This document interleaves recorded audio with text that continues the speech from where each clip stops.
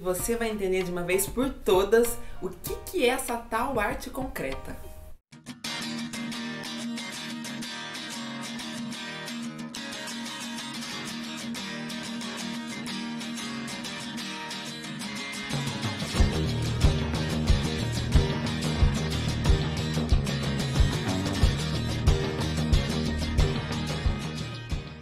Lembrando que já temos um vídeo aqui no canal sobre arte concreta, que eu explico com mais exemplos, que eu falo um pouco mais profundamente sobre esse assunto, e no vídeo de hoje iremos fazer um resumo focando os principais conceitos dessa tal arte concreta.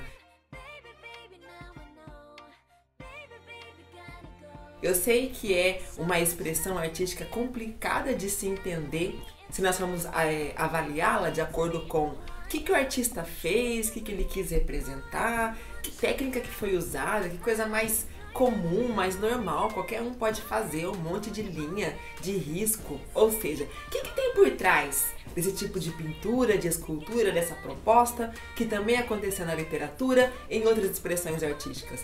Com certeza ela teve um porquê, ela partiu de um contexto e ela tem uma proposta. Então vamos tentar entender de uma forma mais sucinta o que é essa tal arte concreta. Então vamos lá. Primeira vez que esse termo foi utilizado foi por Theo van Doesburg, um artista holandês. Ele quis dar um nome para um novo estilo artístico que estava surgindo. E esse estilo artístico podemos considerar como uma pintura não abstrata e uma pintura não figurativa. Ou seja, tudo que é abstrato refere-se a sentimentos, conceitos, tem uma poética, tem um lirismo por trás daquilo. Tudo que é figurativo representa elementos do mundo real, uma paisagem, um retrato, um objeto.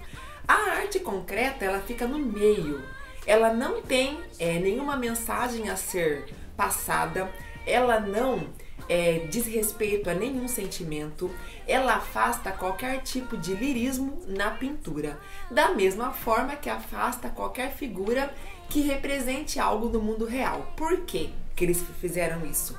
Porque eles pretendiam elaborar pinturas que utilizassem elementos concretos, elementos próprios da própria pintura, por exemplo, tinta, linha, cor, como se valorizasse a pintura por ela mesma, como se valorizasse a pintura ou qualquer outra expressão artística só dela apresentar elementos que fazem parte dela mesma, não precisando representar nada de subjetivo e também nada de concreto, nada do mundo real. Então essa tal arte, que também recebeu o nome de arte concreta, é justamente porque traz de forma concreta somente os elementos que fazem parte da própria arte, da própria pintura. Então era um quadro, ou é um quadro, no qual você vai até a exposição, observa somente os elementos que fazem parte da pintura, porque não tem nenhuma subjetividade e também não representa nenhum objeto do mundo real. Ou seja, não quer passar nenhuma mensagem, nem despertar nenhum sentimento, da mesma forma que não representa elementos do mundo real. Ela está no meio. É uma expressão artística que pretende ser valorizada somente por apresentar ao espectador elementos que fazem parte daquela expressão artística. Então, por exemplo, na poesia, uma poesia concreta, ela traz muitas vezes palavras aleatórias que não têm nexo entre si, mas que são organizadas de certa forma, que traz movimento, que traz algumas figuras, que traz algumas formas, ou seja, o visual é a letra, é a palavra, como um elemento visual da composição da poesia. Assim como na pintura, muitas vezes essas palavras aleatórias não nos trazem uma mensagem, assim como na pintura, né? Aquelas cores, aquelas formas nem sempre querem dizer algo, mas é uma poesia porque tem letras e palavras, então os elementos que fazem parte da poesia estão lá, mesmo que não tenham uma ordem de significância, mas elas estão ali propostas naquela poesia. Então você bate o olho e você vê o quê? Palavras que formam algumas figuras, algumas formas. É o movimento, é a parte visual que é importante. E na pintura e na escultura concreta, da mesma forma. Não tem nenhum tipo de lirismo ou subjetividade, mas também não representa elementos do mundo real. Mas linhas, pontos, elementos que fazem parte da própria pintura.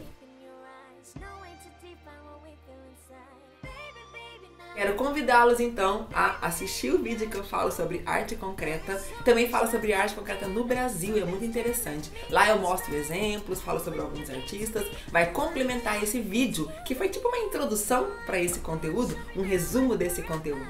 Espero que tenha gostado, deixa aquele like, ajuda muito a divulgar o canal no YouTube. Divulga nas suas redes sociais, compartilhe o conhecimento. Não se esqueça também de se inscrever no canal e clicar no sininho para ficar sabendo quando chegar vídeos novos aqui no nosso canal. Fiquem com Deus e um grande beijo!